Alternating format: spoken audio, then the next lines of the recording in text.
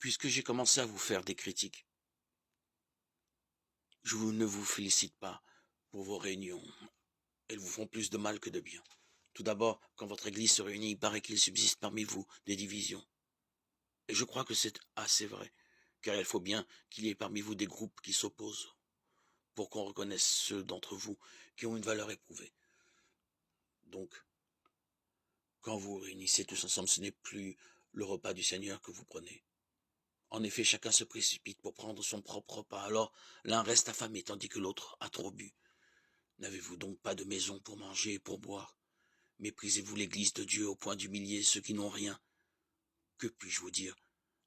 Vous féliciter? Non, pour cela, je ne vous félicite pas. Je vous ai pourtant transmis, moi, ce que j'ai reçu de la tradition qui vient du Seigneur.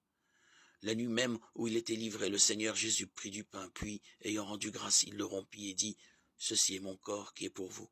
Faites cela en mémoire de moi. » Après le repas, il fit de même avec la coupe en disant, « Cette coupe est la nouvelle alliance en mon sang. Chaque fois que vous en boirez, faites cela en mémoire de moi. » Ainsi donc, chaque fois que vous mangez ce pain et que vous buvez à cette coupe, vous proclamez la mort du Seigneur jusqu'à ce qu'il vienne. Et celui qui mangera le pain ou boira la coupe du Seigneur sans savoir ce qu'il fait aura à répondre du corps et du sang du Seigneur. On doit donc s'examiner soi-même avant de manger de ce pain et boire à cette coupe. Celui qui mange et qui boit, mange et boit son propre jugement s'il ne le discerne pas le corps. C'est pour cela qu'il y a chez vous beaucoup de malades et d'infirmes et qu'un certain nombre sont morts. Si nous avions du discernement envers nous-mêmes, nous ne serions pas jugés. Mais les jugements du Seigneur sont pour nous une leçon, afin que nous ne soyons pas condamnés avec le monde. Ainsi donc, mes frères, quand vous vous réunissez pour ce repas, ayez soin de vous attendre les uns les autres.